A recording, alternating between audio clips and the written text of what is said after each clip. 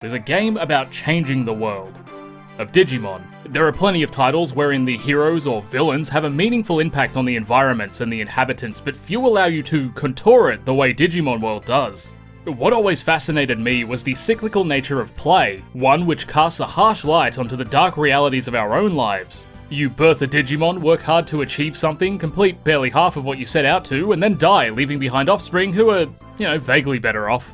The core loop is twofold. The primary chunk revolves around a dedicated preparatory stage as you oversee your monster companion's growth, and the secondary element is cramming in as much progress before he expires at the ripe old age of 12 days. A majority of the prep consists of blanket stat grinding and some light virtual pet elements such as eating, shitting, and sleeping, the survival trifecta. Once your Digimon's in fighting shape, you're ready for a mad dash through the world in an effort to recruit as many companions as possible to make your next run a little bit easier. The end goal is to restore File City to greatness as an evil hacker enabled the Schizoid Protocol, which saw residents flee, leaving behind the barren remnants you greeted to after being sucked through your own Digivice. Progress is measured in prosperity points, which increase with every monster recruited. Your boy Gigimon gives constant updates on monster allies, and each time a new one joins, he'll rattle off a vague idea of what they've added to the township, as well as a running prosperity tally. These blurbs are aided by a visual representation of what you've achieved, as most Digimon tangibly add to the town in some way. Even when recruits don't erect a shop or offer you their meat, it feels like you've checked another box off your to-do list, which might be underselling it, but is incredibly rewarding in its own right. You never know what each monster's gonna do once they get to town, unless you've played it before, but enough time in the digital world will cement that even useless additions can make good companions, as simply having them strut through the city justifies a lot of the menial shit you'll do to acquire them. Though with each saved monster feeling like a huge milestone, this too means the lack of progress is the inverse. Despite the vague, unfriendly learning curve, the initial guidance on offer is pretty generous, as in addition to dialogues, plenty of hints are heavily telegraphed within the visuals of the world itself. Pre-rendered backgrounds may look comparatively nice, but their ability to mask detail can be detrimental, which is why plenty of RPGs at the time would have explicit markers for the interactive parts. The crushed pixels and tiny screens these games were designed to be played on meant that your stagnantly beautiful scenes could very easily become something of a nightmare to traverse. Digimon World's effort to avoid this was certainly prominent, with giant digital screens slammed in the middle of otherwise natural terrain, so not only were they visually striking due to their absurdity, but the screen could clearly signal the player with arrows and text. Where this differs from something like a modern map marker is that it's not a definitive, explicit declaration on where you ought to be, it's a suggestion, keeping the control in the player's hands, requiring a certain level of decision making. The screens also alert you to exits which are currently inaccessible, indirectly hinting that there are ways to change that. The restriction of these mid to late game areas also offers the player a safer, definitive early direction, keeping the mysteries of the mid game rattling around in their mind. The starting hours foster an environment to make mistakes, which is likely why you're given a rookie monster initially. The alternative would have been 2 Digivolutions within the first 5 minutes before you've even got your bearings, so dropping formative forms on the player during their second life cycle after they've achieved a sense of normalcy makes way more sense. Functionally, starting with the rookie puts you on the same footing as most enemies within the early areas, as well as a few recruitable monsters, which allows for some level of immediate progress. These elements stand out amid the rest of the game's guidance, which is often in the form of text. Due to the dogshit translation, whether or not a string will be reliable intel is a toss-up, though that's not a huge issue as the core focus is on the exploration of this bizarre island, where even vague directions could be considered hand-holding. It's still no excuse for a poorly translated game, but the alternative is a potential undermining of the exploratory nature, which would remove one of the core elements of playing it at all. I prefer to think of it as a happy accident. The constraints of your freedom are ill-defined, and asking for information can even make these bounds more nebulous, which gives Digimon World an authentic, mysterious feel. NPCs alert you to foraging opportunities as you're granted 3 pieces of meat per day to start with, but often require more, particularly once you acquire champion-level monsters. Scouting the beginner area, the native forest, for Digimushrooms is highly encouraged early on, so even if you're overly cautious, this imbalance pushes the player out of their safe zone toward adventure. The player can face dive into a hard wall after they've round up most of the early recruits, which is why I suspect a lot of the more fundamentally useful fellas appear in native forest. The first farm upgrade from Palmon, which aids in keeping larger monsters fed, the shortcut opener Kunemon, who grants quicker access to the eastern parts of the forest, as well as the storage Agumon, are all important resources which are immediately accessible and easily recruited, and they make progress and general survival slightly less painful. The zones that come after the forest ramp up the difficulty and are late game thoroughfares, so having an expanded farm, shortcuts and an item bank before that point makes it less bullshit when you venture too far and get one shot by a fucking Tyrannomon that comes out of nowhere. Preparation can be full on depending on your approach, and I will admit it's not a lot of fun spending hours power grinding, but much like reality, if you fail to put in the effort, it's silly to expect anything meaningful in return. Juggling the needs of your companion while you battle the clock will lead to failure, usually manifesting in the form of care mistakes, which are anything a Digimon requires and doesn't receive in a timely manner. Eating, pooping, not getting the shit kicked out of them. If you fail to deliver these at the digital man's whim, you cop a care mistake. The player's alerted to a monster's needs through speech bubbles that appear overhead in real time. Well, almost real time. There's a bit of an awkward delay where the game seems like it stutters before displaying this critical information.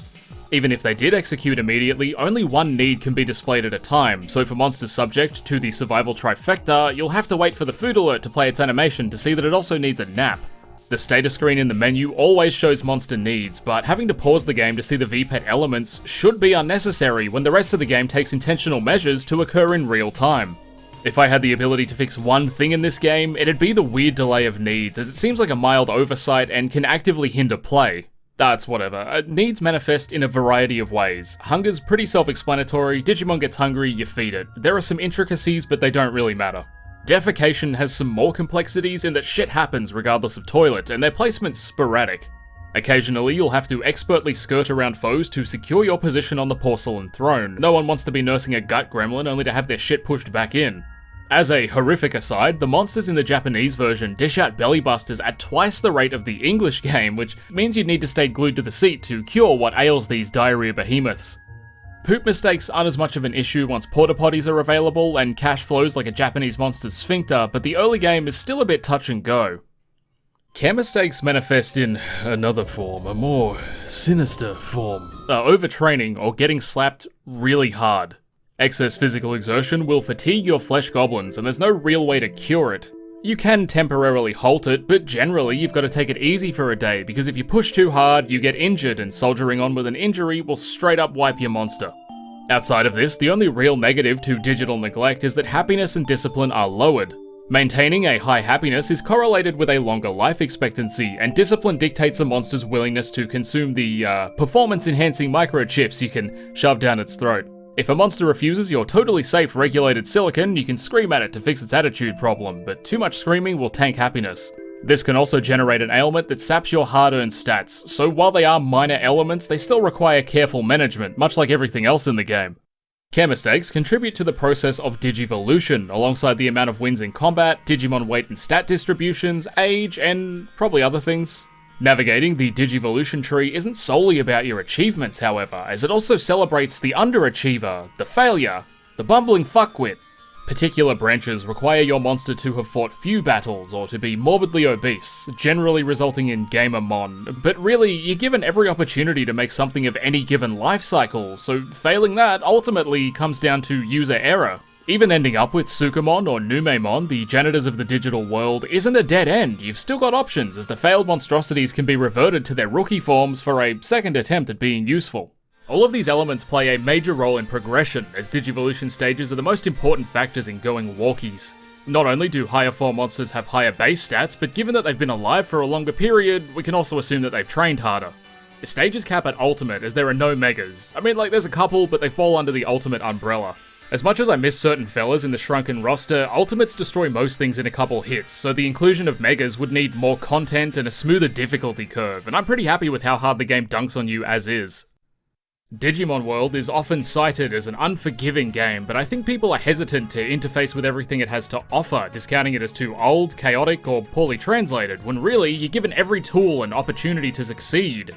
This hesitance may come from how punishing the game can be. I've seen many a defeatist approach wherein any small mistake is treated like a brick wall to concuss yourself on when there are ways around it. Though that's likely a criticism of how people approach games in general, and each to their own, whatever. But Digimon World is often maligned for what I'd consider unfair reasons, my old video being a great example. I didn't stop to think about what I was doing, nor the intended experience, and failed to understand the game as a result. All of my criticisms were superficial, as my playthrough consisted of glazed over eyes while I discharged my dopamine receptors instead of actively paying attention. Speaking of, while the gambit of stats are standard, power, defense, intelligence, etc., the gym equipment is unconventional and fits in perfectly with the overall tone. Health is increased by pushing a boulder, defense by taking a spring-loaded left jab to the cheek, and intelligence by flexing your wrinkly mind with the power of Blackboard. Initiating a training session will cost you 1 in-game hour, regardless of the time spent within that activity, and cancelling at any point pays out the full stat yield. Due to this, the optimal way to train is to initiate an activity, instantly cancel it, and rinse repeat until you're either swole or evolve into a Sukamon because you covered the gym floor in Little Sukamon. Exercises feature a bonus game wherein you can time slot reels for increased gains, but as failure results in diminished returns and takes the same duration, with it being incredibly tough to succeed at, you're going to average out better if you stick to regular training. When a Digimon's maximum lifespan is 15 days or so, you might think that a full hour for a tiny stat increase seems like a lot, and you'd be correct. I can understand why they constrained gains to disallow rookies with max stats steamrolling endgame monsters, but as a player who has to sit through the grind, the duration can, and does, weigh heavily. Recruited monsters who upgrade the gym come quite late, but there are some unspoken early upgrades. For example, if you train a particular piece of equipment 10 times with a baby or in-training monster, it doubles the stat output. Despite having played the game practically since it came out, I only found out about this recently, but I dig how the rewards don't have to be explicit. By simply doing the correct thing repeatedly, progress becomes far easier in the long run. Once you're pumped and have dumped, you're ready to go for a run, and your biggest obstacle immediately becomes the generic field enemies. Between File City and the various ends of the digital Earth exist many Goblimon, Gaburimon, whatever the fuck you want to call them, as well as other colour-swapped Mongoloids. Combat initiates if you make contact with these roaming freaks, and despite being field enemies, this can happen unexpectedly as their movement patterns are whack. Their direction can sporadically shift in an instant, and the pre-rendered backgrounds mess with depth perception, which can make them tough to consistently avoid. Camera position often obscures parts of the map too, but enemies' aggro ranges aren't beholden to what the player can see, which gives them a strict advantage. On top of that, every time you transition an area, the load screen's shorter than the fade from black, which means the game's moving for about half a second before you've gathered enough visual information to do anything. And that might seem like a negligible amount of time, but if that's what you think, you probably haven't played Digimon World. All of these elements condition you in a way. They force caution where otherwise you'd rush through, and encourage learning what monsters go where and when they're about. Day-night cycles also dictate differing demons, and depending on the map, may make a particular trek easier, further encouraging learning the layouts and formations of these digital fellas. Generics can't be recruited and spawn endlessly, so it's pretty easy to deduce who's a true and honest monster, and who's rocking the minstrel paint, but it does take a hands-on approach in certain areas. Combat is also mandatory in a lot of recruitment cases, where you talk to a schizoid monster, give them a slap to fix their head, and return them to camp. Despite this, there's a decent amount of diverse approaches, such as Monochromon, who runs a store and asks you to man it for him. If you upsell enough and hit those KPIs, he'll join the city. But this is a poor example, because while the concept is nice, it's entirely random and fucking sucks. A Frigimon is a pain, as you basically have to poison your own monster, or take a baby to a late game area. Mojamon too, as he needs specific items to be traded to consider joining, and Penguinmon trades a fish for a game of curling, where if you win, he joins the city. And then there's some incredibly intricate specialized recruits, such as getting a Numamon so you can slip him into a big teddy bear suit and liberate Toyland. There's an ice palace in which you need a vaccine type and to move through fake walls with no indicators to unlock Angemon. Myotismon's mana needs a virus type to access, and that one's kinda cool, but I don't think the quest works as intended. It seems like nothing I did produced a consistent result, and he's teleporting all over the place like a dumbass. They're fun asides from the norm, but the cryptic nature can be an issue when you're questioning if they're functioning as intended. Some recruits are just flat out underwhelming, such as Leomon, who mentions his people's history and a secret cave he's been searching his entire life for, but once you find it, he barely even looks at it and then just buggers off to town. Combat can suck depending on how you approach it. If you're a low IQ troglodyte such as myself, there's an infuriating element to screeching "try your best" at your monster while they fumble around and stare off into the distance, getting blasted by a coordinated enemy. However, if you're rocking a higher brain stat, you'll be granted access to vague attack commands, or the higher tier wherein you can order specific techniques. One of the largest drawbacks to spamming powerful abilities is the available MP pool, but this is easily worked around with a healthy concentration of healing items. The optimal way to play is stocking up on HP and MP recovery and to never stop using them, which minimises a decent amount of the challenge. Is it an issue that you can spam heal throughout most encounters in the game? Yes, the combat is easily the weakest part, which is bizarre as many of your efforts towards progress exist to make combat easier. New techniques can be acquired randomly throughout skirmishes with monsters of a similar type, or by power leveling your IQ by explaining the difference between Omnimon and Omegamon. Monsters always come with at least one usable tech, so even just moving through the Digivolution tree also aids in expanding your elemental arsenal. I personally find that the less control I have in combat, the more my preparation adds up and counts for something. Being able to explicitly tell the monster to use a major damaging attack means that most foes go down in a couple hits, and using items in battle is a nice safety net, but it undermines the 6 hours you just spent in the gym, where training past a certain level is pointless if you can buy your way through the game. To end, I'd love to discuss topics I very rarely talk about, which are the visuals and sound. I typically don't cover these because you've got eyes and ears, and I couldn't begin to understand why shit looks or sounds good, but I think I've played enough Digimon World to at least have a crack. Even just glancing at this game, you can tell there's a unique quality to it, which you don't often see, that is the seamless merging of the natural and mechanical, where nothing feels out of place, but equally everything feels out of place. Right from the get-go, you sneak a peek at Gigimon's house, a cardboard box with a rusty tin can for a front door, resting in front of some tilled land with meat growing from the ground. The restaurant is situated inside a convection oven. The trees have electric plugs at the bottom of them, and if you wander around enough, you'll notice some fell trees and empty sockets. The ground in File City fades from a healthy grassy field to a sequence of circuits, showing that what we're subject to is less Mother Nature, more motherboard. At any point, industrial infrastructure will be effortlessly merged with otherwise naturally forming terrain, and it brings into question the rules of nature and how it was made. If you look at certain areas, you'll see small patches of grass growing throughout solid metal structures, which could mean the digital world was originally man-made and overtaken by more naturally occurring elements. Or perhaps, whoever created it simply designed it to appear as though it were an earthly environment, when really it's just a binary expression. The cracks on the direction screen things in the ground and the general rundown feel show that the world is subject to its own age, with garbage washing up on the beaches and random functional vending machines everywhere, cementing that there's also a bit of a garbage crisis. The parallels to our own world are striking, but outside of the purely visual theming, there's probably a deep dive opportunity here if you're a Digimon fan.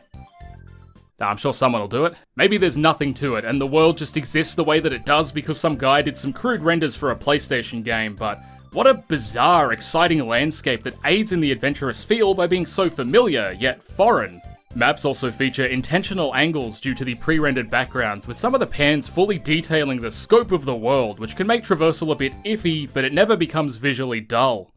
Aiding in this style is of course the accompanying soundtrack, and to this day I've still never heard anything like it. Whether that's a reflection on video game music in general, or my own ignorance of video game music remains to be seen, but I've still never seen it done quite like this.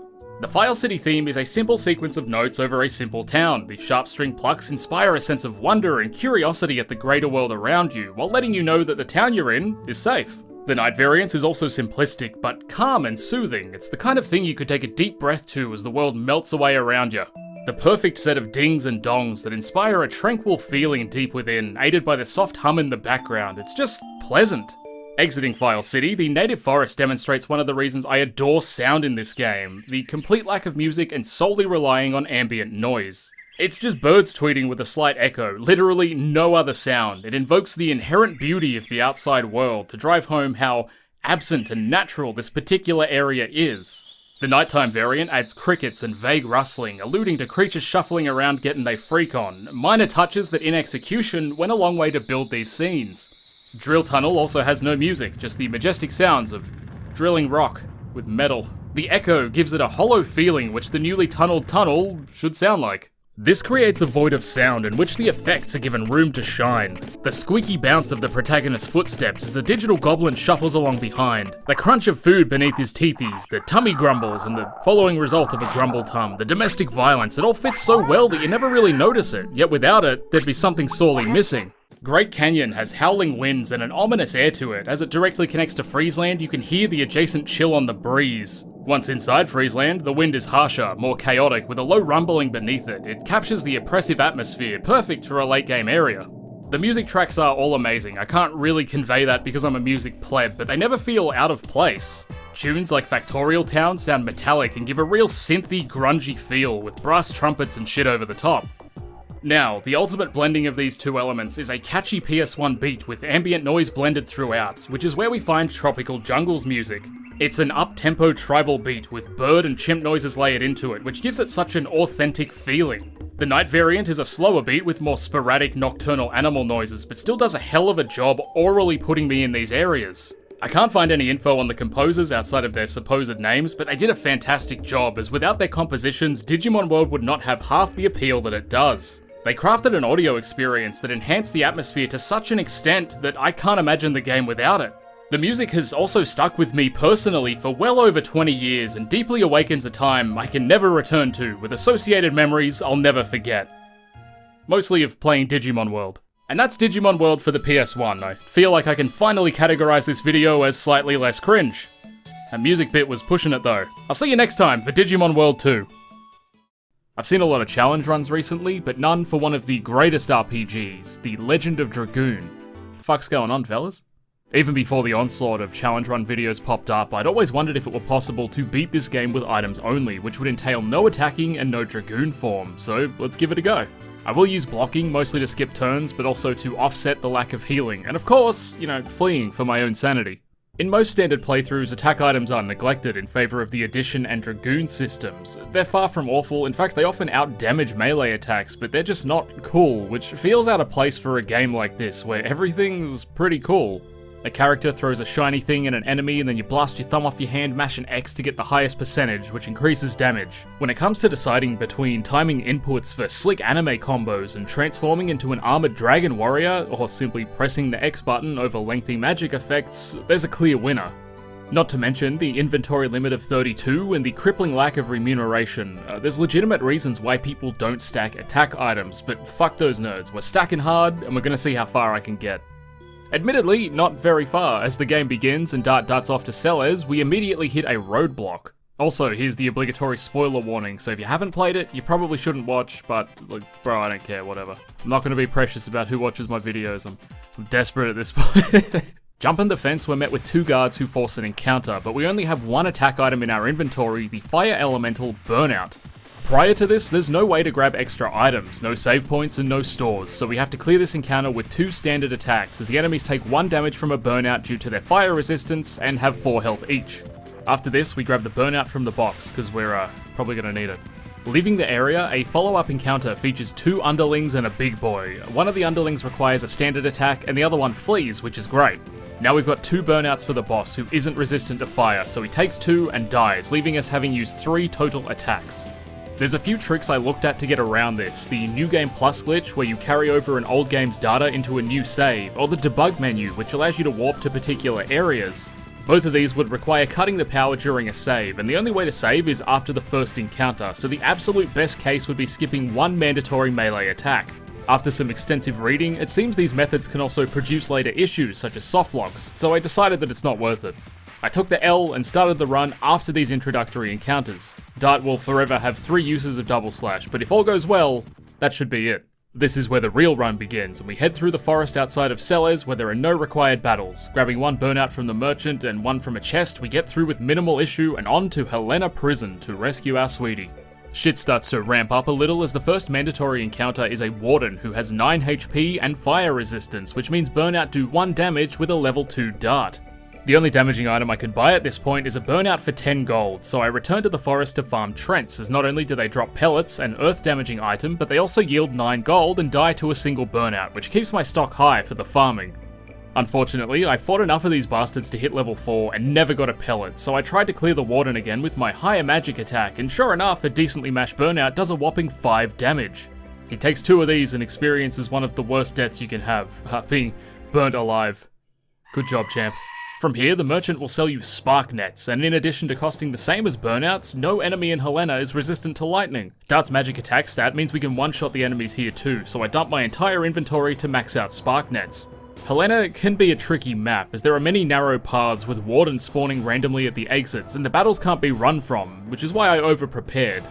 On the way to collect Shana, this bastard appears right in the exit, and I get caught off guard and have to dump a net into him. Fucker.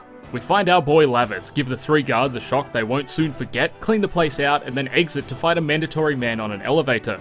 Sneaking around to collect Shana's cell key, we blast through 2 more fights of 3 wardens. These forced encounters are chewing through my item inventory, but luckily each warden drops 9 gold. So with that and all the loot, I'm stacking a hefty purse. It's plenty enough to fill my inventory. Shanna joins the team, which is great as Dart and Lavitz both have 12 magic attack, and Shanna starts with 17. She's also significantly faster than both the boys, so we've got an elite magic spammer who I pray doesn't get targeted because I can't afford to revive her. I stack up on spark nets again at the merchant and buy 1 healing potion for an emergency. You never know when the enemies will go all in on Shanna's supple flesh, and that'd make me jealous, so I take precautions. Now we fight our first real boss, Frugal. Frugal has 2 phases. During his first, he can't be targeted and stands behind 2 wardens. These are quick to die, after which he summons 2 elites, but he's also up for grabs now. Shanna focuses on Frugal, and I pray the boys take the brunt of his gunt, because they're both set to perpetually guard, which I don't know if I mentioned, but it raises your defense and restores 10% of your max HP, so you effectively become unbeatable. Unfortunately, this is where some RNG complexities arise. Frugal can power up, which reduces damage to him by half for a turn or 2, which means more spark nets. Shanna pops one off, hitting good damage, and he immediately powers up, so I take out one of his 2 elites who does a spell upon death that hits everyone. Lavitz has dogshit magic defense, so guarding's important or he'll straight up die. I hate foreshadowing. Frugal's attacks do about 30 damage in an unguarded moment, with our characters currently rocking around 100 HP each, which is obviously a huge concern with minimal healing. The battle's going pretty well, until out of nowhere, Shanna starts getting fucking dunked on, so I pop my emergency heal and finish the fight with hopefully enough spark nets to clear the coming areas. The gang escapes and we're off to the prairie. Couple treasures there, a bit of gold here, we run from every battle and arrive at the limestone caverns. I had a spare total vanishing from the last map, which is an item that instantly kills a regular foe, and I used it on a random enemy to push Shanna to level 5, and I gave her the Night Shield for a bit of extra defense. Since she's the main attacker and she's not really healing or defending, it's probably a good idea to bulk her up a bit, you know? We clean out the map, get a bunch of equipment to sell, some more attack items, bitch slap the Patamon, and we're off to fight our second boss. This is why I needed to stack hard in Helena, and why chewing through items carelessly would kill the run, as there's nowhere to stock up between the Frugal fight and the coming boss, and he's got quite a bit of health. The snake, or the scientific name, Nature's Sock, takes quite a bit of damage from a level 5 Shanna with spark nets, so I didn't have to stack as hard as I thought, and he dies with minimal effort. The next area is a town full of dialogue, so we dump our inventory again, get better armor, amass some items, and mash X through the dialogue. By this point, I'm pretty good at mashing X. I'm dreading what that's going to do to my joints though. Then we arrive in Hoax, and what they don't want you to know is that it's actually real. After a bit more tech smashing, we send Shanna to the kitchen and find ourselves up against the toughest enemy so far, this broke-ass ninja.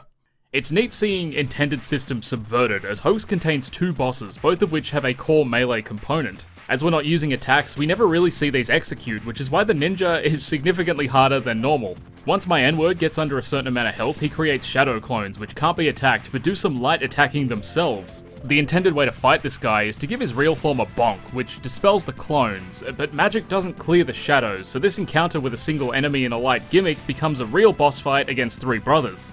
The clones can't use magic themselves, but the small ticks of health they take off, in addition to the magic damage from the real ninja, is brutal, as again Lavitz has horrible magic defense. I pop a cheeky heal once and eventually mash his dinner, but we're not done yet, and before we can catch a breath, we get a second boss. Kongol, the last living Giganto, is naturally a melee powerhouse, and his gimmick is that not perfectly executing your combos gets you countered. This does pretty decent damage, but luckily for us, we're not using attacks and can't be countered, plus he's super weak to magic and goes down like a Legend of Dragoon fan on any YouTuber who even glances at it. Now we unlock our Dragoon powers, which we'll never use, and add Rose to our party, who we definitely will.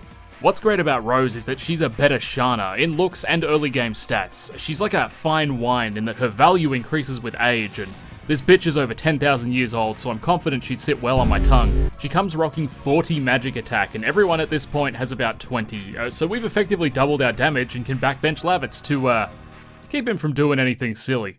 Refilling our supply of thumb hoodies, we clear the wave of soldiers at the marsh, strip the joint, restock again, and head to the volcano! Bale sells frost spears, so I'm very prepared for the fire area. However, there was one boss I was a little worried about, this Virage fella. These are said to be magical creatures who warred against the Dragoons thousands of years ago and are kept alive by a pure magical loathing, so I was expecting to hit a brick wall in terms of damage output. Luckily for us, this fucker still went down pretty easy, a couple points where the battle stalled due to stun status effects, but overall, no worries. From here it's 2 maps until the next boss, the Firebird, but he died in 3 frost spears and we effortlessly moved on to the next area. The first disc of Dragoon has this really tight progression where bosses are strung back to back. For this run, that means our inventory always needs to be bursting, and we're lucky as there's a merchant in the volcano who sold us some good shit to pad the old bag a bit. We've got one more boss to hit before the next town, and I don't want to get caught with my pants down. Even if Rose is there. Moving through the forest, I grab a chest plate for Dart, giving him the power of a chest plate, and we fall into a free heal. I saved on an alternate slot here as the only way back to the surface is through victory, and I wasn't confident in my inventory distribution. Fondling the flaccid plants and gripping some thick veins later, we find ourselves face to face with another Dragoon, but he's no friend and he's brought a mate along with him. At this point, I had a bunch of earth elemental items, and these fellas are wind based, which meant big damage, but each time I pinged the dragon, he powered up and would eventually blast Rose so hard her legs went weak. This was my first ally death, and luckily I had an emergency revive, and we just barely clocked him before the big mean dragon wilted my precious flower a second time. The only reason these bosses are even remotely challenging is my complete commitment to glass cannoning the game, and blatant disregard for the health of my party.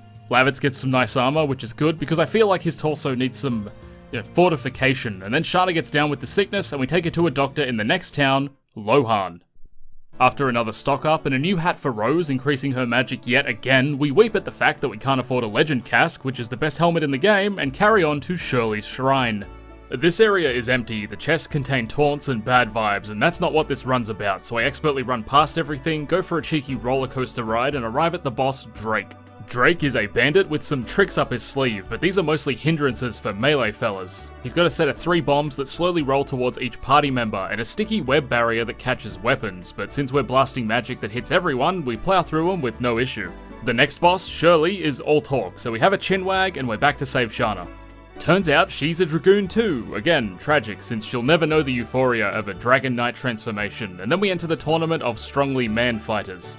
You can win or lose any of these battles, and it makes no difference as they yield no experience or gold. Unfortunately, my dart's way too strong to lose, so I have to burn a bunch of items to make progress, which genuinely sucks. We get slapped down by Lloyd, a soldier informs us the king's been captured. Hashel softens up Lavitt's tummy with his crusty old fists, honestly a pretty stupid thing to do in hindsight, and then we're off to save the king, back to the depths of hell. Enna. We've been here before, so let's do it quicker this time. We fleece the joint, finding a good passive ring for Rose that restores 10% of her HP per turn. Since she's the only character not guarding, and I hate healing, she'll probably need this. A few other insignificant items and we get chucked in a pit to fight a big ugly monster. He's got a bit of a kick but goes down smooth, and it's at this point where I realise that magic is actually overpowered, and this isn't even a challenge run anymore. It's a slaughter. A string of bad boys follows this, something like 6 mandatory encounters against multiple enemies, which chews through my casque fund, but we're in luck as the merchant from before's back, and he's got better items than the last time. We stock up and head to the top to finally confront Frugal and save the king with no casualties. Frugal comes rocking 2 more pals this time, like he's scared to fight alone or something, but they're Devil May Cry bosses and we're playing easy auto-fire. 3 Thunderbolts drops the dog, another for the bird, and Frugal does a bit of damage but succumbs to Rose before long, proving once and for all that even the hardest man will succumb all over her. With the enemies defeated and the day saved, every good fella leaves the prison safely and securely. No deaths at all. Can you believe how lucky we were? I'm so proud of this team being so careful and so strong. We return to Lohan for one final time, shed a tear for the legend casque we'll be leaving on this continent, fill our inventory with attack items, and head to Kazaz, the territory of Emperor Dole. We fleet-footed thieves strip the place, as is tradition, buy some new armor for our boys, ignoring the weapons because we don't need them anyway, and head to the slums, where we also take from the poverty-stricken, oppressed people to maximize our success rate. Look, we're doing it for them too, it's fine. Sneaking under the castle is a sequence of patrolling boys who lock onto you when you enter the area of influence, but each is easily ran around. Then we do the same and run right past the front guards and... There's a lot of busy work and chests here, but nothing really worth mentioning. We get the 3 gems, clear all mandatory encounters, and head up to what I thought was going to be the run killer. Kongol, the Giganto from Hoax, is back, and this time he's got big scary armor with spikes and shit. He's still just as weak to magic, and having a character that isn't Dart or Lavitz, too soon, means we can blast him in about 3 hits. As I said, I'm decently knowledgeable about Legend of Dragoon, and I explicitly remember this motherfucker having a shield which negated all magic damage, but he didn't use it. I beat him 3 different times trying to trigger it, but he either died too fast, or, I don't know, not using melee attacks doesn't prompt the magic shield, which is strange, you'd think it'd be the opposite. When he dies, the models appear for a brief moment as well, it's just bizarre. Oh well, we grab this hidden missable chest, which contains an item I may need in the future, and head towards the final boss of Disc 1, Emperor Dole. I'm a little worried about old Bobby. Every time I fought him in the past, he's always done significant damage to my boys and takes quite a while to kill. I've got Shanna and Rose with Darty Boy fronting, and I'm hoping that Shanna will be strong enough to tank any physical hits. If it goes tits up, I can sub it for Hashel, but I really would prefer Shanna get the experience. The first phase was pretty easy. By this point, Dart had around 600 health, and while guarding would take about 30 from Dole. Since guard restores 10% of his HP, I was practically invincible. However, Dole has a second phase where he becomes a Dragoon with 2 giant swords and choreographed magic. He can do a sweeping attack to hit everyone, cast his own magics, etc. So everyone's up for grabs at this point. Shanna takes about 1/3 of her health with each attack, even while guarding, and only restores a small fraction, but having a party with a high magic defense was a good call, as he seems to rely more on magic. Or at least for me, he did. Things are going swimmingly, we're laying on the damage, and the purple Nurple drops to about half health. When he's at half, he casts a barrier which negates all damage and lasts for about 4 turns. Apparently attacking this extends its duration, but I've never fucked around and found out, and after these 4 incredibly riveting turns, we get back to blasting. Everyone's holding up alright, Dole's down to critical health, and we have 3 more attack items in our inventory. Rose throws one at the Purple Emperor, which would be a great nickname for a penis, and he dies. God, what a relief. We cut it real close there, but pulled through. It seems that going forward, my biggest hurdle will be my damage, more so than the enemy, and I'll just have to take advantage of elemental weaknesses where I can, and try to keep a healthy stock at all times, maybe even subbing out my emergency healing for more attack. And with that, we're on to Disc 2. Arriving in a new exciting city, we do a lot of busy work, then stock and gear up before heading out. Something about a princess and a pregnant woman who doesn't understand boundaries, it's all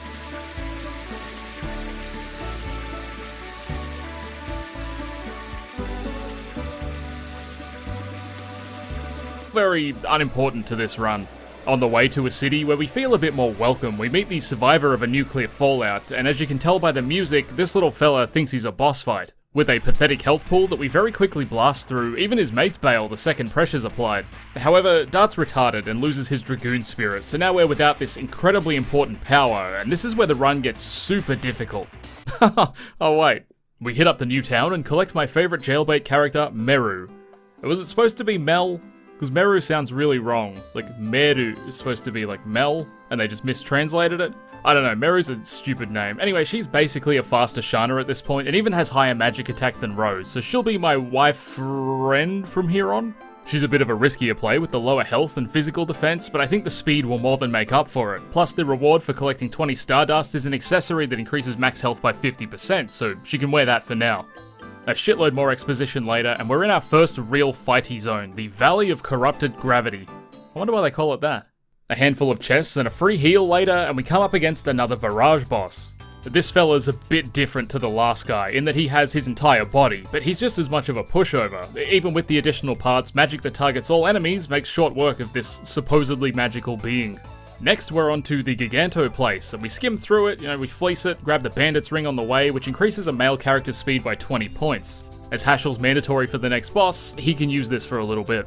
Through the Bogdanov corridor, up the stairs, around the bend, neck chop a 16-year-old, and we're at the next boss, Gerich and Mappy. These dudes used to give me grief. Dart didn't have his Dragoon transformation, Mappy has an insta-kill technique, and the two can link up for a dangerous combo that does severe physical damage, which isn't great when you're rocking a Meru-reliant party. See how that's...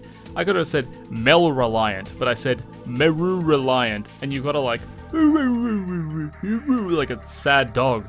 She was only targeted by the scary move once, and dodged it, somehow. Mappy died before he could insta-kill anyone, and Gerich is a fluffy baby kitten on his own, so it was an easy sweep. I even finished him with Hashel for symbolism or some shit. After the Congoloid cutscene, we get our Dragoon spirit back, which is great because we'll need that, and return to confront the fake princess. I'm cripplingly stupid and put Albert in my party because I fought a few random encounters on the way back just to grab some auxiliary experience and felt bad for the dude. Short story, slightly shorter, Lennis defaced me.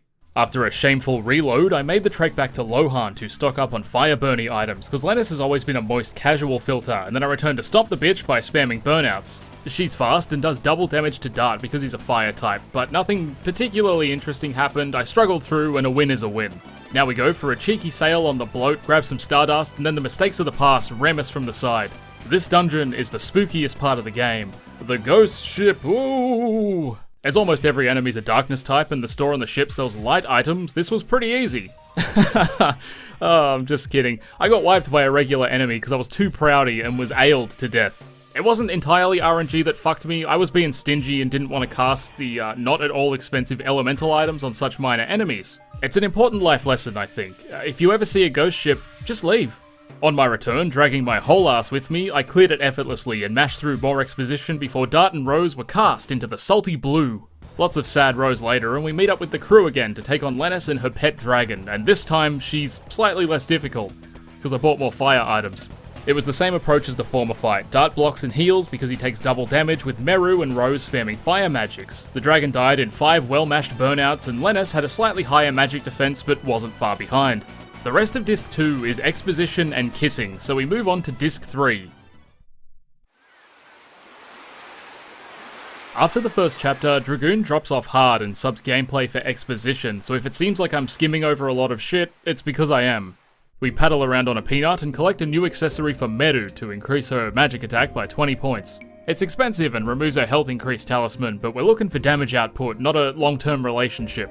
Moving through the forest, I find that it's taking me a particularly lengthy time to flee. I don't know if I'm under-leveled, as I've only really fought bosses up till this point, or if the enemies here just want me to stay. Either way, there's an optional fight with a boss, which I leave till later because he's putting the smackdown on me at this point, and I want my golden girl before I do anything else. Heading to Denengrad, we sub Shana out for Miranda and keep Meru around, so now we've got 2 pathetically weak glass cannons, so the natural thing to do is tackle a boss fight. Kamui doesn't hit too hard with melee and seems to rely on magics when he's weaker, so we blast through him with fairly... What? So we blast through him with fairly easy? Who the fuck wrote this shit? Meru dies, but honestly, that's better for Miranda's stats anyway, as she's far superior in terms of damage output. I loot the forest for shit to sell, and then we head to the Wingley encampment to get the Dragon Block Staff. The store here sells an accessory that increases magic attack by 30, which is huge at this point, so... It's not huge at this point, it's huge in general. 30 is a lot of points. So anyway, we grab one of those for Miranda, stock up on attack items, and head to the next boss. Some absolute clown did not proofread this 9,000 word script.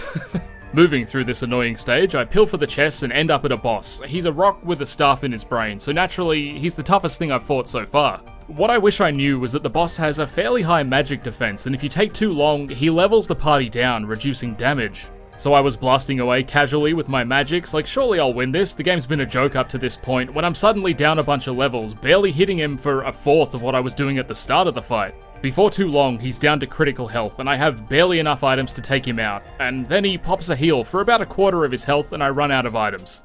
Shit. This is the first time since Disc 1 where I've had to brew a new strat. I don't have a full inventory of attack items because I got overly cocky and was using them on regular mobs, so I try leaving the place to buy more, and I can't leave. Okay, fuck, when did I save last? In this place. Okay, when was my last alternate save? On Disc 2. Great. I didn't want to head all the way back to the Phantom ship, so I figured I'd clean up the optional boss as the area has a free heal. Now you might be thinking, if you've got too few attack items, why are you doing a different boss? Well, this fella kills himself after 10 turns, so all I have to do is block, receive my free level up, and then I can do a little bit more damage for the Staff Rock. The Super Barrage isn't so super when you block in every turn, and barely even worth mentioning, so I grab my free experience and swap Hashel for Meru so I can front load a bunch of magic spam on this motherfucker. It turns out my desperation to not replay 10 hours over 2 enthralling discs took my MASH game to an entirely new paradigm. It was breaking new ground. I was consistently stringing over 200%, where throughout most of the game I was struggling to hit 190, which is about 5 extra mashes in the same duration. With a speed up on Miranda to get some extra moves before I was weakened and a horde of magic spam, I pulled it off, but goddamn was my thumb sore. But that doesn't matter, I beat a relatively weak enemy in a video game no one cares about, doing a meme run for shits and giggles, so it was all worth it. This is also where I discovered that Power Up, a reusable item that I picked up a while back, works on magic, so we're keeping this one. Upon victory, a big dragon does some stuff, so I returned to Denengrad to stock up, and I stocked hard this time, no fuck-assing around with an empty inventory. As the run rate still sucks, I keep a bunch of unusable losers in my party until I arrive at the boss, and then I forget to swap them out. I need to pay more attention or I'm gonna get bricked again. Alright, I'm ripping through this zone. I got a new armor for Kongol, and in another chest I got a dragon helmet for Miranda, which increases not only her magic attack and defense, but also gives her plus 50% max HP, which is fantastic for a pathetically weak femoid. The next boss is equal parts magic as he is physical, and cause Kongol just got some fancy new armor, I put him in the party for a bit of physical fortification. Now we head to fight the Divine Dragon. This dude's always given me grief in the past, but he legitimately went down in a couple hits. With a power up on Miranda and a magic that hits all 3 of his bits, he barely lasted a couple turns, and then his face was soon to follow. Legitimately, the easiest fight on Disc 3. Skipping more story shit, Lloyd heads to the top of his twisted goon cave, then we slip around an ice field before running into a Wendigo. This fella has a fair health pool, and being water elemental, all damage against Dart is doubled. He's also quite fond of magic, so Kongol and Dart were more liabilities than anything. We creamed him before he could open his heart to us, and I had to walk all the way back to town to stock up, as there's a fight with Lloyd coming up, and the Wendigo genuinely had that much health he stripped me bare. The fight with Lloyd is another one where we'll fortunately miss the main gimmick. Our boy's still rocking the Dragon Buster, so if you turn into a Dragoon for longer than a turn, he'll insta-kill you in retaliation. Even not utilizing this overpowered bullshit, Lloyd is still stupidly fast and hits like a truck, both physically and magically. He does take decent damage from magic, but at one point he sends Dart to the Shadow Realm, so I try to mash through his bullshit and pop off a cheeky win before anyone else follows. Then he wombo combos Miranda, and I'm left with Kongol, the slowest character with the lowest magic defense against a super fast magic user. The Giganto Warrior revives Miranda, who's immediately targeted with a physical that would have killed her, if not for the physical shield that I put on her a few turns ago. Good to know that that lasts even if you die. A final attack item's cast, and Dart revives himself to give Lloyd a cheeky slasherino, and that's that. Probably the toughest fight thus far, and maybe one of the toughest in the game. We'll have to wait and see. Moving right along, Dugadun, and there's some stupid slide shit I gotta do to get some items, but there's also an optional boss down here who is 3 ghosty blokes. I was gonna leave this until later, but he's hiding a reusable item that allows you to run from battles with a 100% success rate, so I need that. He's not too hard, but dispatching the sword insta-kills Miranda, and Dart doesn't have the juice to finish what my golden princess started. I reload and have another crack, but I pre-hit the armor with Miranda, allowing Dart to finish them off. It's a pretty uninteresting fight, and it sucks that Miranda missed experience, but I get my smoke ball and a new armor for Dart, and we're on our way to Disc 4, because all that's left is exposition. I'm kinda relieved to be here, because that Lloyd fight had me a bit worried. Like, I wasn't sure if I was playing like dog shit and I just wasn't prepared, or if the game's starting to ramp up. Luckily, Disc 4 would answer all those questions. Hello, I'm David Bowie. What the?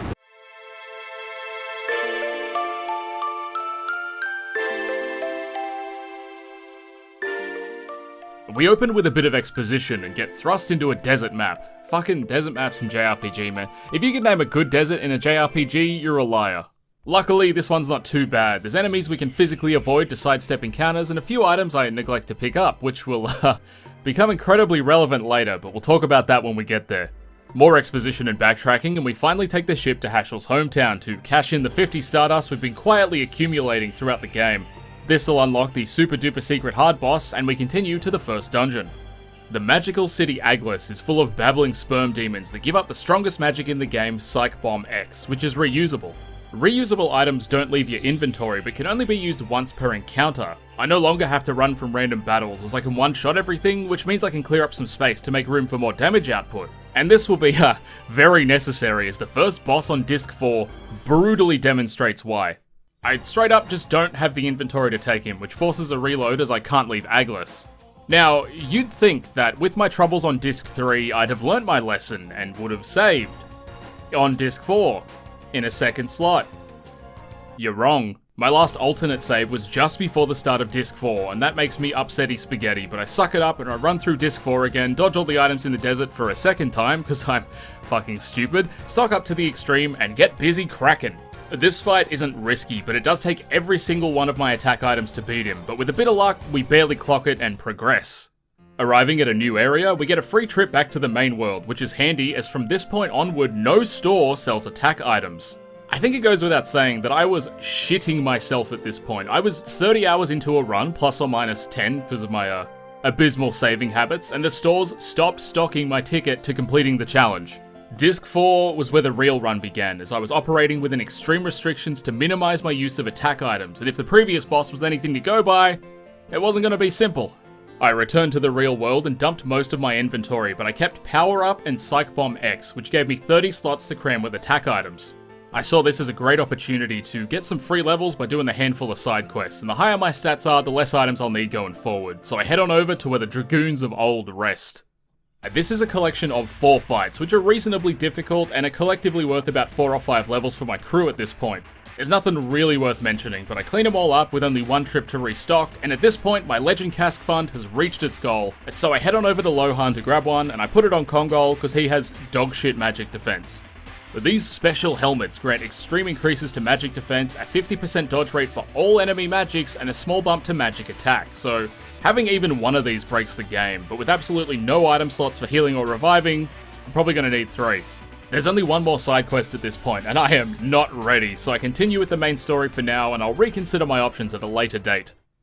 This coming map is one of the worst in the game, as you're forced to run around these Rayman characters, or they lock you in a prison and force you to redo the movement section. Eventually, we reach the boss of the area, who Miranda practically one-shots with the Psych Bomb X. Maybe the lack of items in the stores won't be so bad after all. Maybe Disc 4 is doable. Is this foreshadowing? I think this is foreshadowing. The next area is Death City Mayfill, one of the coolest in the game, or maybe I just like it because it comes directly after a dogshit place like Xenobados. There are 3 optional boss fights against the spirits of the dragons we felled, though significantly stronger than last we fought. As I'm cultivating experience and the Psych Bomb X seems to be killing everything with minimal effort, I clear all 3 and, feeling pretty good. Moving to the next area, we encounter Lavitz, who went on vacation some discs back, but this time, he's a grumpy boy. Probably because we interrupted his vacation. After the 3 dragons, my inventory was fairly low, but I still managed to pull the win, and again nothing particularly noteworthy about this fight, though my inventory was completely gone, used every single item. Now we arrive at the point of no return. If I enter that beam of light, I'm prevented from ever coming back, which means that whatever I take in with me has to do until I can stock up on attack items, or failing that, the end of the game. However, I had one more thing to do while in Earthrealm. I had to fight Faust, the super boss. Here's the skinny on this fucker. This dude is rocking the highest magic defense so far and 26,000 HP, which is about twice the health of the Kraken. I stock up and head to Faust, where I get absolutely decimated and fell short of killing him by a few thousand damage, which means it's grind time. I generally advise against grinding in Legend of Dragoon, as a standard playthrough doesn't need it, but I want Faust dead, so I need more power. Dartfeld needs your help in the Legend of Dragoon. To beat the enemy Faust, he's gonna need 2 Legend Casks, so what he's gonna need from your parents' credit card. It took me until Disc 4 to be able to afford 1, but I've got an inventory full of shit I don't need, and dumping all that nets me about 10 grand. Dart and Kongol are now both rocking a cask, so my defenders are primed. Miranda has a naturally high magic defense, but she could still use one of these game-breaking helmets, so I grind in Xenobados by one-shotting everything with the reusable Psych Bomb. These Ghost Knight enemies can drop swords that sell for about 200 or so gold, and an average battle yields about 70, so if I get a healthy amount of drops, I'll hopefully be looking at about 100 fights, give or take. The bonus experience will also grant me more magic attack, and fingers crossed, that'll be enough to take this behemoth down. I finance my cask, stock my inventory, and head for the bastard who stalled my progress. A few trial runs, and if I mash really hard, I can rock about 900 damage a pop, and with a powered up Psych Bomb, I can just clear 26,000 if I keep the mashing consistent. One issue I quickly find is that Faust has a magic avoidance stat, which means he can dodge my items and it's random. It seems to be quite high too, like he dodges maybe 1 in 5 and I simply can't make up that damage. At absolute most, I could miss 2 or 3 items as long as the powered up Psych Bomb hits. After about 5 attempts, he gave me good RNG and I only missed a handful of casts, which was just enough to bring the bastard down. My thumb is in shambles. He yields 20,000 experience, the most in the game, as well as 10,000 gold, which is enough to buy another cask, but I've already got 3. What I can use, however, is a new set of plates for my girl Miranda, who has the physical defense of chocolate in the sun. Heading to Deningrad to fill my inventory with items one last time before the point of no return, I grab her an Armor of Legend, which costs 10 big ones and is the physical version of the cask. Together, the two prevent most damage and give you a 50% chance of dodging every attack in the game, so now all I have to focus on is my damage output, as I literally cannot die. I mean, except to insta-kill spells, but we'll deal with that when we get there. Running up the tree to our first boss, we find a bug which goes through the 3 phases of grief. Grub, Shell, Insta-Kill Butterfly, and he insta-kills Miranda. Sick. I have a talisman which prevents instant death spells, but Miranda would have to sacrifice some of her magic attack, which means I'd be burning more items. Unfortunately, I have a second attempt and he kills her again. I take the hint, put the talisman on, and burn through probably 1 or 2 extra attack items. We're already off to a bad start, and the bad times keep on rolling. We rocket to the moon, only to get dumped on, as each character now has an individual battle to fight, and some of these fuckers have incredibly low magic attack, which is gonna be bad for my supply. The first is Miranda, so she one-shots her victims, after which we arrive in a moon town, and the first thing I do is run to the item store to see what they sell, and no attack items. Fuck, it's over boys, pack it up. Well, let's see how far I can get before I'm victim to my own burnout. Or lack thereof. Hashel has a fight, and it's over in one shot. Kongol shortly after with another one shot. Dart and Rose are up next, and they one shot as well. The run's back on, boys. Albert follows, and he's up against Dole, who has 2 phases. Oh boy. I load him up with Miranda's magic gear and start the mash. I'm feeling powerful, and he takes 3 items. Albert, you fuck. Now that the run's over again, it's Meru's time to shine, and with her high magic attack, surely she'll only need 1 hit. I mash like I'm serving potatoes to the queen, and the boss requires 1 extra attack. You know what? 1's better than 3, Albert. The entire time I've been moving through these areas, I've been grabbing chests, because every one has a powerful attack item inside, which renews my hope and offsets the amount I burnt on the past 7 bosses. Now we're on the home stretch, we got a pretty bulked inventory, and we're ready for the final push. The next boss is the Super Virage again, but he doesn't kill himself this time. 2 attacks destroy his head, which makes him explode, so we only lose 1 item. At this point, we've got 17 attack items left, including Psych Bomb X, and 2 more bosses before the credits roll, so let's stop wasting time and tackle the penultimate fella, Zeeg.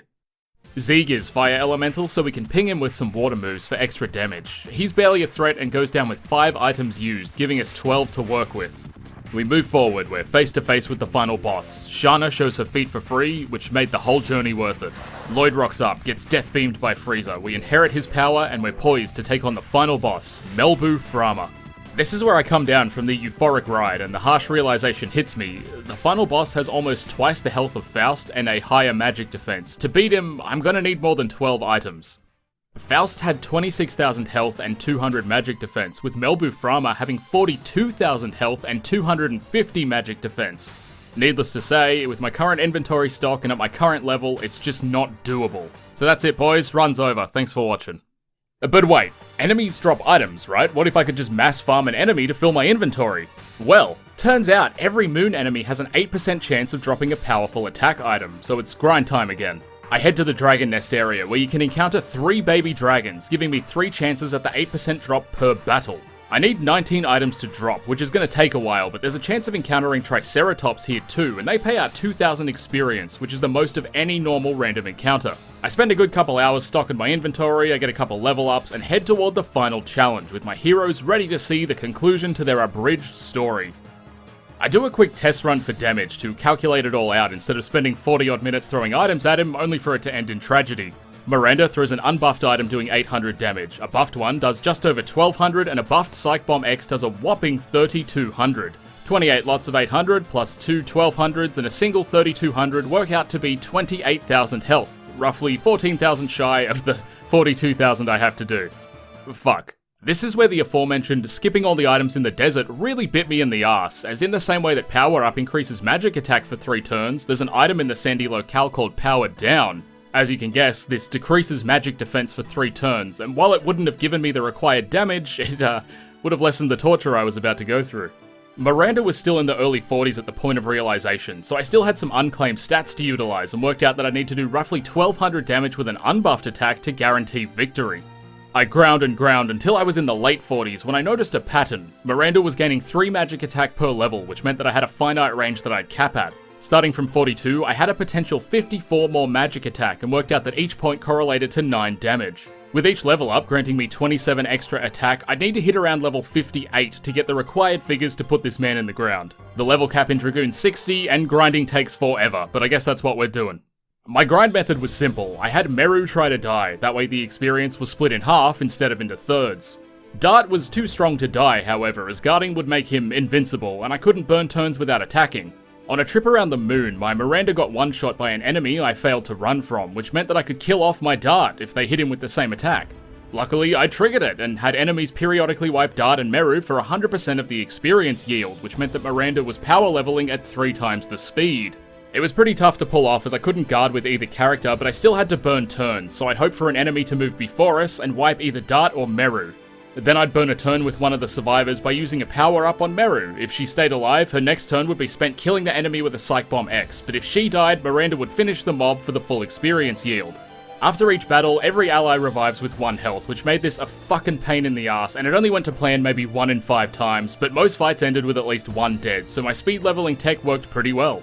As I ground, I'd periodically check back for damage tests. At 46, I was doing just shy of 900 damage, by 50 I was hitting slightly north of 1000, and level 55 put me at 1150 damage.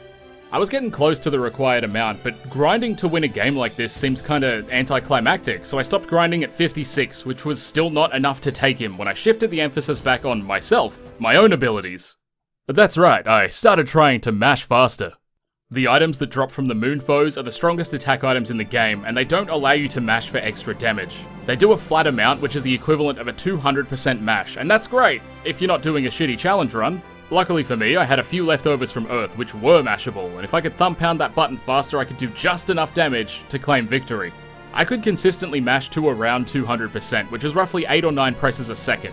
It's not particularly fast, so I found a mashing tutorial on how to go beyond. Unfortunately, the controller I was using had a shitty fucking X button, so the best mash I could hit was about 204%. It was time to grind again. Or was it?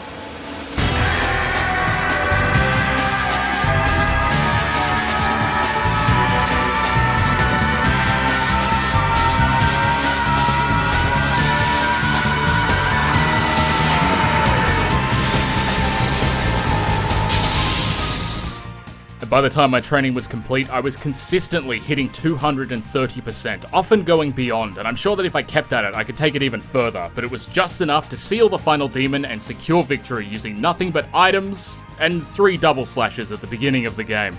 I know it doesn't really prove that I didn't use physical attacks, but here's my addition list, so at the very least, I didn't complete any of them. Also, Miranda hit Dragoon level 2 because she had gear which gave her SP whenever she got hit, and she took enough wax to get her there, which you'll see periodically throughout the footage. Would I recommend you do this? Fuck no, it strips all the fun out of the game because most fights become trivial and it neglects one of the most enjoyable, technically impressive JRPG combat systems. The mashing also hurts your thumb, and I'll look back on this when I'm old and want to slap myself, but I can't because of the arthritis. If you've made it this far, thank you for coming on this journey with me. Good night.